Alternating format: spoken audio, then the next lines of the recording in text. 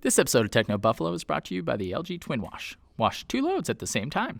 Been talking an awful lot lately about my Android device, launchers, apps, games, but I want to talk a little more about games because I have a couple of games for you guys that aren't just Android focused, they're actually available on mobile altogether. So if you're an iOS user, you're not going to be left out in the cold. The only exception is one of these is an emulator, and those aren't available on iOS. But with that said, let's get right on into it. My first title, it's very near and dear to my heart.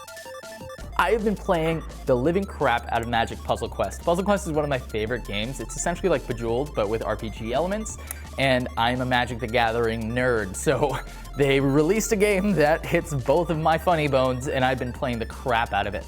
It is a little grindy. It is definitely one of those games that they want you to put a little bit of real money into, but they did a pretty good job of making sure it's well balanced enough that you feel like you're making good progress, and it is fun enough to play that you don't really mind how grindy it is. So if you like puzzles, if you like Bejeweled, you like RPG stuff, check out Magic Puzzle Quest. Just don't be fooled. Not all of the Puzzle Quest games are worth checking out. I don't care for the Adventure Time one, and there are a handful of it, like the Marvel one is not all that good. One of my favorite games that I started playing literally today is Dark Echo. I picked it up when it was on sale over for Black Friday. It's a top-down game. All you do, it's a black screen. All you do is you play as a pair of footsteps, and as you walk, the sound bounces off the walls around you. It's all top-down. You gotta figure out how to make your way to the exit and avoid all of the obstacles without being able to see anything. The only thing you can do is move your character or stomp on the ground so that you can see your surroundings. It's a lot of fun, and it really needs to be played with headphones on and the volume turned up. So the next time you find yourself at home, you can't sleep, it's dark, put on your headphones, pop in some Dark Echo, and play around for a little while. One of my favorite games to play, and I've mentioned this in one of my videos before, but if you find yourself bored, let's say you're with your spouse, significant other, or whatever, with a friend waiting in line for food or for tickets, Space Team is a phenomenal option, and it immediately gets you involved with the people around you. People see you and they're like, what the hell are you doing? It's a game that uses either Wi-Fi or local Bluetooth to pair two phones together, and you each have a control panel. You're basically on a spaceship, on a space team, and all you're doing is shouting to one another what needs to happen. All you can do is see what's broken on your screen, but it's up to your partner to help fix it for you, and you can play with up to 4 people. It's a lot of fun, it's a lot of shouting. The next time you're at a party, pop open Space Team, tell everybody else to download it, it's totally free, and have yourself a blast. Most recently, this came out literally today, but it is an anticipated title for me. I have to be honest, I have not played it, so it could be awful because it literally just came out today.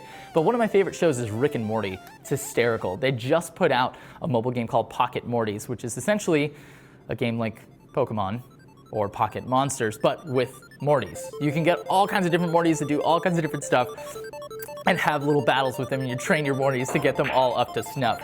That's the kind of game that I'm into. If it's not for you, I totally understand, but I've been pretty stoked on it. And finally, I mentioned in my last video that you can grab Bluetooth controllers that work well with Android. Well, the best thing to do with those controllers, in my opinion, is grab yourself a Super NES emulator. You can get one for about $3, $4, $5. Like I said, use Google Opinion Rewards to make that money on the Play Store for you. But go grab that and then go grab ROMs for your favorite old titles. Make sure you own the cartridges though, because otherwise that's super not legal, but emulators totally are. One of my favorite games of all time, Illusion of Gaia.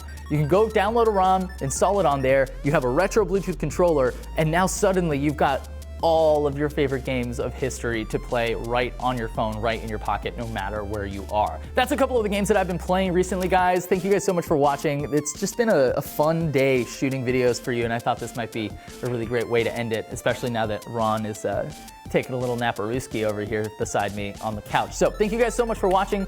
Be kind to one another, and I'll catch you in the next video. The LG Twin Wash is one of those things that you're watching TechnoBuffalo and you're like, wait a minute, is this a washing machine?